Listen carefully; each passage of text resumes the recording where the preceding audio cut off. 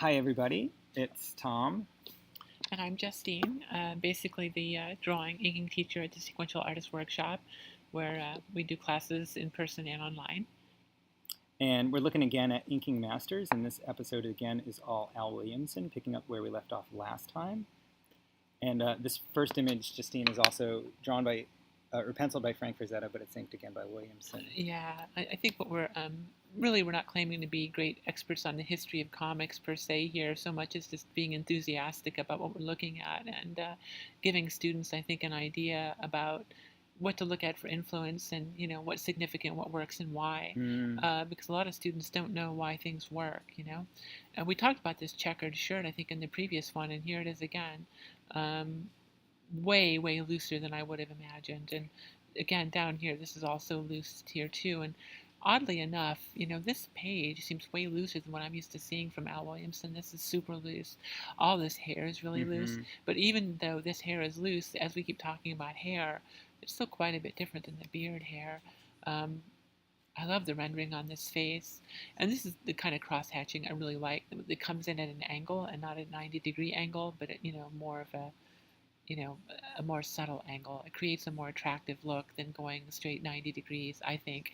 And of course, it's around the form and the cheekbones and the Right, jawline. and then these kind of go in a row. And one of the things I spend a lot of time teaching and inking is how to get students to learn how to make lines in rhythm.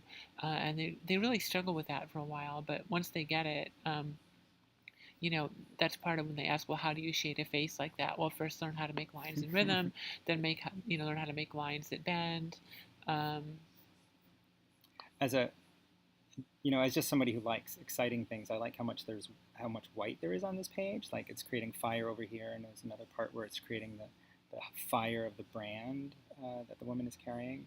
Yeah, and that's about because you want to draw through. You don't, to try and fill this in, you'd lose all that looseness. So if you just draw ink right through it, then you just paint over it. You get that.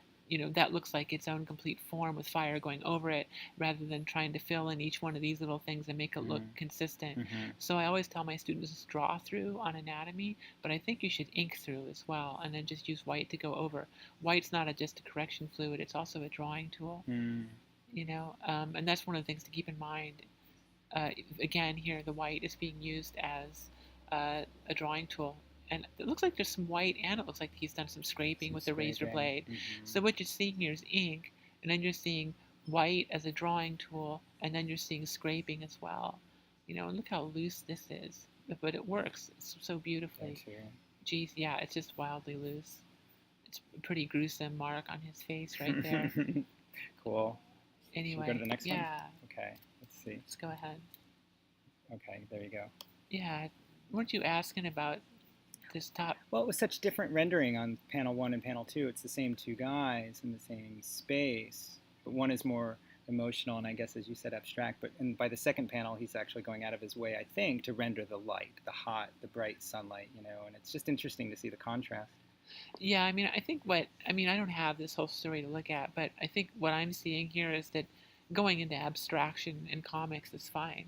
Just making the decision to not stay in the realistic space, space and the realistic light. I also like how much he's left open, how much gestalt there is. When they're in the bright light, that really is effective. Gestalt meaning when, two lines don't meet and your eye closes it in. And there's a lot of open little spaces here going on here at the peaks of things where the light would be hitting really hard. That makes like a highlight effect.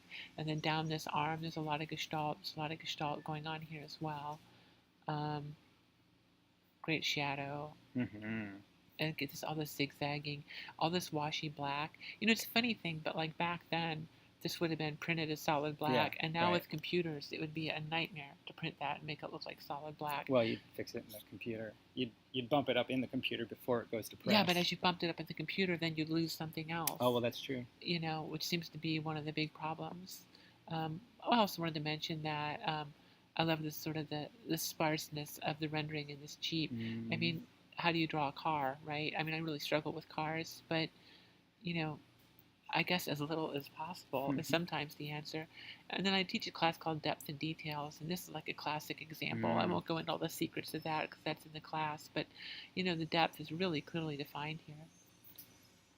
Cool. Okay, and let's see what else we have here. Oh, this is a classic page, Spaceborne.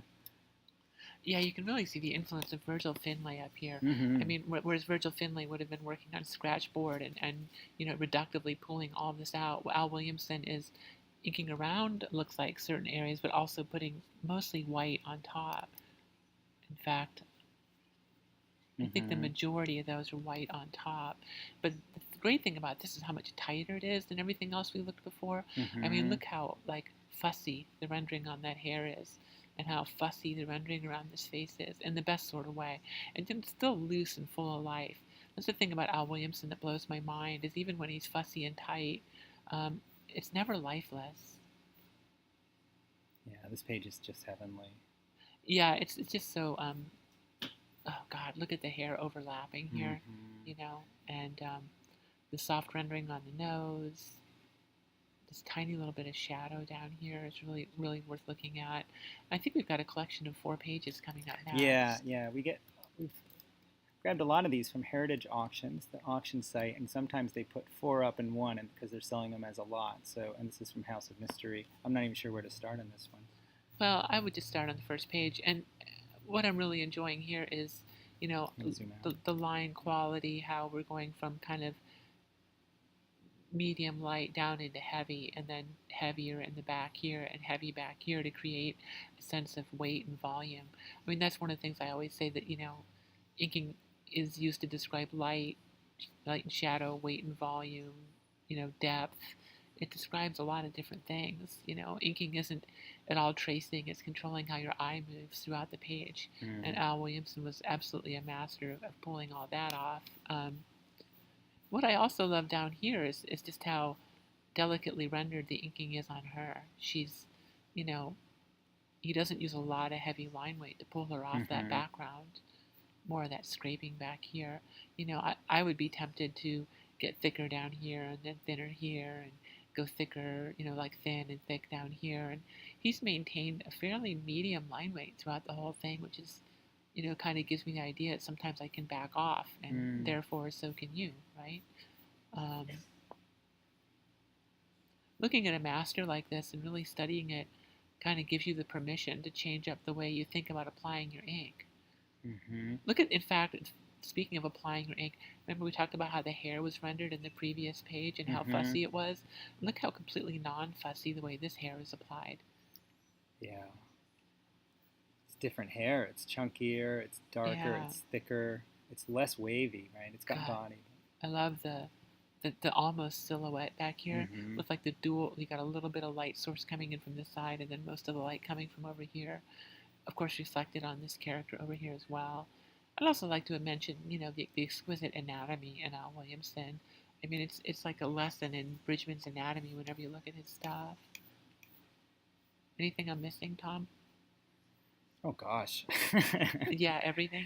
Again, as a novice inker, I get drawn sometimes to the simpler tricks, like on this screen we're looking at here, how much of that he's putting into shadow by these parallel lines, both in the background on these two figures, but also in the foreground and the two sort of warriors in the front. And so I'm noticing a little less about the things I can't control, like anatomy and musculature, but the things I can control, which is like a little bit of shadow here and there, I'm noticing that he's treating those a certain way. So I don't know. I'm also noticing that this character below the spear doesn't have contours around part of it. It's not all Yeah. outlined, and all that's very compelling to me. Again, because I'm a novice inker. And I love the sort of the abstractest shapes here, Mm-hmm. and then the lines in rhythm. And notice the lines in rhythm down here that are curving, and then another set of lines in rhythm that are heavier down here. So, that's He's why I spend so much building up time that teaching mass, rhythm. right? Yeah, Yeah. building up that mass, building up that curvature, and building up the fact that this is rolling in the darkness on this side. It's Mm-hmm. rolling from light to dark, and that's why that's happening that way. This is just exquisitely inked. You had mentioned earlier what a powerful calf that was, and remarkably powerful in that the line weight variation isn't that heavy. Yet back here, look how heavy the line weight variation is at the back of this calf as compared to this one. Mm-hmm. Because this guy's He's more more in shadow. right. He's more in shadow, Yeah. and I mean that's just really pure genius how this guy in the light, we're not using a lot of line weight variation. And back here with this guy in the shadow, there's a lot more line weight variation. And then on her, instead of relying on line weight variation, he's relying on white against black to make her really pop. That what in color theory they call simultaneous contrast, when you use opposites on the color wheel to make something pop. Mm. You can do the same thing with ink by having the black and white really sharply popping. And it really sharply pops also because he's grayed out certain areas. So, with this being grayed out and this being grayed out and this being grayed out, this white and black really creates a high energy pop, which is, when you look at this, no matter how good you get, you look at Al Williamson and you end up thinking, I'm still not good enough, Last page in this. This, God, look at that great serpent. There's really no outline around this serpent. It's down here. It's just being held together by the spots.